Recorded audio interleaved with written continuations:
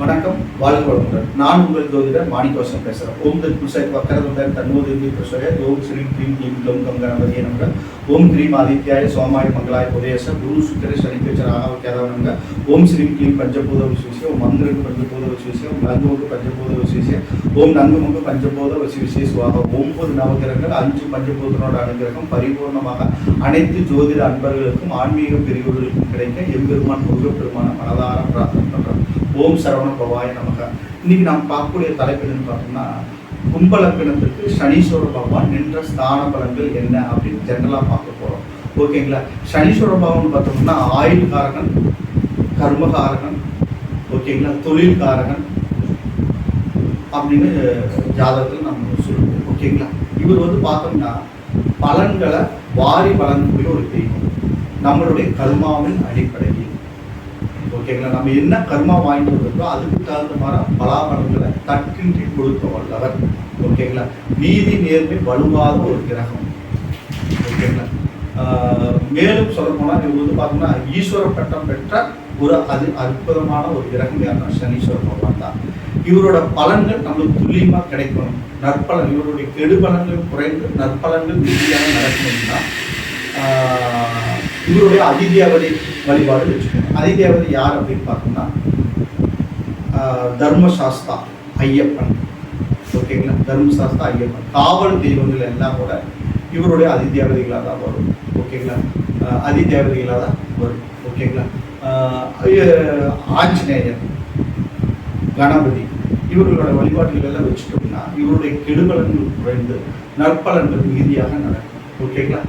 இவர் பார்த்தீங்கன்னா 7 சனி அஷ்டம் சனி அப்படின்னு கோச்சாரத்தில் வரும்போது பலாபலன்களை கொடுக்க வந்தவர். ஓகேங்களா? அஷ்டம் சனி காலத்தில் நம்மளுடைய மிகுந்த கஷ்டங்களை கொடுக்க வந்தவர். ஓகேங்களா? அஷ்டம் ஸ்தானம் என்றார்.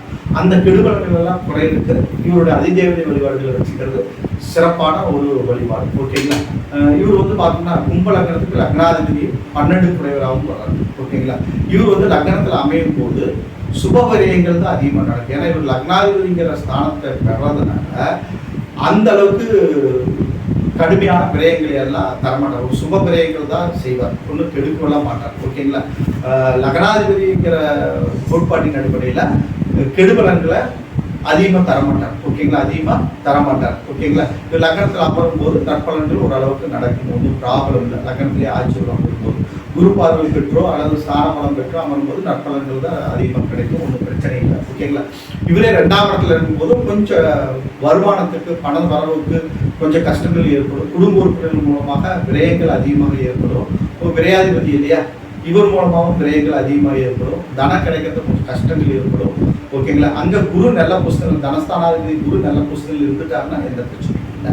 ஓகேங்களா? அடுத்தது 3ஆம் இடம் தைரியபதி வெற்றி ஸ்தானத்தில் அங்கே நீச்சமாகிறார். செவ்வாய் வீட்டில் லக்னாதிபதி நீச்சமாகக்கூடாது. ஓகேங்களா? அப்போ நீச்சமாகும்போது நம்மளுக்கு உடல் உபாதைகள், உடல்பிடிகள், வேற ஏதாவது ஒரு தொந்தரவுகள் எல்லாம் ஏற்படும். அதுக்கு முருகப்பெருமான் வழிபாட்டையும் ஐயப்பன் வழிபாட்டையும் வச்சுக்கிட்டிங்கன்னா எந்த பிரச்சனையும் இல்லை. ஓகேங்களா? அப்புறம் சனீஸ்வர பகவான் வழிபாட்டையும் திருநள்ளாறு சேத்திரத்தில் போய் வழிபாடுகள் வச்சுட்டிங்கனாலும் ஓரளவுக்கு கெடுபலன்கள் குறைந்து நற்பலன்கள் நடக்கும். ஓகேங்களா? அடுத்து 4ஆம் இடம் லக்னாதிபதி 4ஆம் இடத்துல இருக்கிறது ஒரு அற்புதமான ஒரு பலாபலன்கள் தான் ஏற்படும். ஓகேங்களா? வீடு வாசல், சொத்து சுகம், வண்டி வாகனங்கள், மண் மனை இது எல்லாம் ஏற்படும். ஓகேங்களா? விரயங்களும் கொஞ்சம் ஏற்படும் அந்த ஸ்தானத்துக்கு. ஏன்னா விரையாதிபதிங்கிற ஸ்தானத்தின் அடிப்படையில் அந்த இடத்துல விரயங்களும் ஏற்படும். அது சுப விரயங்களாகவே ஏற்படும். மண்மனை வாங்குறது, சொத்து வாங்குறது, அசையா சொத்துக்கள் எல்லாம் வாங்குறது, அதாவது நட்பு வீடாக இருக்கிறதுனால ஓரளவுக்கு நற்பலன்கள் தான் அதிகமாக நடக்கும். சுப விரயங்களாக தான் அது மாறுமே தவிர அந்த விரயங்கள் அந்த செலவுகள் ஒரு ஒரு அந்த அந்த விரயங்கள் செஞ்சாலும் கூட பன்மடங்கு அது லாபமாக வந்து சேர்ந்து ஒன்றும் கவலைப்பட தேவையில்லை. சனீஸ்வர பகவான் ரிஷபத்தில் 4ஆம் இடத்துல இருக்கும்போது ஓகேங்களா, ஒன்றும் ப்ராப்ளம் இல்லை. அடுத்து 5ஆம் இடம் பூமி ஸ்தானத்தில் இருக்கும்போது நற்பலன்கள் தான் அதிகமாக நடக்கும். ஒன்றும் பிரச்சனை இல்லை. ஓகேங்களா? லக்னாதிபதியாக நின்று அவர் 12 குறைவாகவும் இருந்து அவர் 5ஆம் இடத்தில் இருக்கும்போது பிள்ளைகள் வழியில் செலவுகள் அதிகமாக ஏற்பட்டாலும் அது நன்மை தான். ஒன்றும் ப்ராப்ளங்களும் ஒன்றும் காசுப்பட தேவையில்லை. ஓகேங்களா? அப்போ மகாவிஷ்ணு வழிபாட்டை வச்சுக்கிறது, குருவாயூரப்பன் தரிசனம் பண்ணுறது, திருநள்ளாறு தரிசனம் பண்ணுறது ஒரு அற்புதமான பலாபலன்களை தரும். ஓகேங்களா? அடுத்து 6ஆம் இடம் லக்னாதிபதி 12 குறைவாக இருந்து 6ஆம் இடத்தில் இருக்கும்போது ஒரு 50% நன்மை நடக்கும். ஒரு விரயஸ்தானத்திலிருந்து ஒரு விரயஸ்தானத்தில் இருக்கும்போது நன்மை, லக்னாதிபதி 6ஆம் இடத்தில் இருக்கும்போது தீமை. அப்போ நன்மை தீமை ரெண்டுமே கலந்துதான் நடக்கும் 6ஆம் இடத்துல இருக்கும்போது. ஓகேங்களா? 6ஆம் இடத்துல கடகத்தில் இருக்கும்போது. ஒன்றும் ப்ராப்ளம் இல்லை. ஒரு ஆவரேஜாக இருக்கும். 50% நன்மை, 50% ஒரு தீமை. லக்னாதிபதி கடன் நிறைய ஏற்பட்டுரும். புரியுதுங்களா? கடன் விபரீத ராஜயோகங்கிற அமைப்பில் கடன் நிறைய கிடைச்சு அதை வந்து நன்மையாக கூட மாற்றிக்கலாம். ஓகேங்களா? நன்மையாக கூட மாற்றக்கூடிய அமைப்பு கூட இந்த லக்னத்துக்கு ஏற்படும். இந்த லக்னத்துக்கு ஏற்படும். ஓகேங்களா? அதனால ஒன்றும் ப்ராப்ளம் இல்லை. அடுத்தது 7ஆம் இடத்துல இருக்கும்போது உணர்வு தோஷங்கிற அமைப்பு ஏற்பட்டு அது பகை வீடு, திருமணம் காலதாமதம் ஏற்படும். ஓகேங்களா? தன்னுடைய பேர மூலமாக சண்டை சச்சரவு பிரச்சனைகள் ஏற்படுறது அல்லது திருமணமே நடக்காத அமைப்பு கூட ஏற்படும். அங்கே ராகுக்கு அவரோட சம்மந்தப்பட்ட திருமணமே நடக்காத அமைப்பு கூட ஏற்படும். ஓகே, பகை வீடு இல்லையா, கஷ்டமான தோசை எல்லாம் கொடுத்துரும். ஓகேங்களா? அதனால சனி தோசை ஏற்படும், உணவு தோசை ஏற்படும், கஷ்டங்கள் அதிகமாக ஏற்படும். ஓகேங்களா? அதுக்கு சூரியநாராயணன் கோயில் வழிபாடு வச்சுக்கிறது, திருநள்ளாறு வழிபாடு வச்சுக்கிறது ஒரு அற்புதமான ஒரு அமைப்பு தரும். ஓகேங்களா? அடுத்தது பார்த்தோம்னா கன்னி 8ஆம் இடம் அஷ்டமஸ்தானத்தில் அது நட்பு வீடாக இருந்தாலும் கூட அந்த இடத்துல வந்து 12 பிரிவினாக வந்து அந்த இடத்துல இருக்கிறது வந்து ஒரு ஆவரேஜான பலாபலன்கள் தரும். ஒரு மரபஸ்தானாதிபதி இன்னொரு மரபஸ்தானத்தில் இருந்தால் விபரீத ராஜயோகிற அமைப்பில் நன்மையும் ஏற்படும். லக்னாதிபதிங்கிற அமைப்பில் அங்கே போய் வாங்கும்போது தீமையும் ஏற்படும். ஓகேங்களா? லக்னாதிபதி 6-8 12 மறையக்கூடாது இல்லையா? அப்போ ரெண்டும் சமமாக தான் நடக்கும் இந்த லக்னத்துக்கு, கும்ப லக்னத்துக்கு. ஓகேங்களா? நன்மை தீமை ரெண்டுமே கலந்தவாறு தான் நடக்கும். அதனால வழிபாடுகள் வச்சுக்கிறது நன்மை. ஓகேங்களா? வழிபாடுகள் வச்சுக்கிறது ஒரு நன்மை. ஓகேங்களா? குருவாயூரப்பன் தரிசனம் பண்ணுறது, ஆஞ்சநேயர் வழிபாடு வச்சுக்கிறது, ஓகேங்களா, ஐயப்பன் வழிபாடு வச்சுக்கிறது, இதெல்லாம் ஒரு நற்பலன்களை தர்றதுக்கு அதிக வாய்ப்பு ஏற்படும். அடுத்தது பார்த்தோம்னா 9ஆம் இடம் பாகிஸ்தானத்தில் வந்து உச்சமாகிறார். பாகிஸ்தானத்தில் உச்சமாக அது அற்புதமான பலன்களை தரும். நன்மைகள் மிகுதியாக நடக்கும். ஒன்றும் ப்ராப்ளம் இல்லை. ஓகேங்களா? லக்னாதிபதி தான் அவர். அதனால அங்கே உச்சமாகிறது வந்து ஆயுள் தீர்க்காயில் ஏற்படும், நன்மைகள் அதிகமாக ஏற்படும், சகல பாக்கியங்கள் ஏற்படும், பல புண்ணிய சேத்திரங்கள் போய் தரிசனம் பண்ணக்கூடிய ஒரு அமைப்பு ஏற்படும். சுக்கரன் நல்ல பொசிஷன் தான் இன்னும் ஒரு அற்புதமான பலாபலங்கள் நடக்கும். அடுத்து பார்த்தா 10ஆம் இடம். 10ஆம் இடத்துல சனீஸ்வர பகவான் என்று அவர் சொந்த நட்சத்திரத்துக்கு உட்கார்ந்தாலும் எந்த பிரச்சனையும் இல்லை. 10ல் ஒரு பாவியாவது இருக்கணும் அப்படிங்கிற மாதிரி இவர் வந்து லக்னாதிபதி இல்லையா?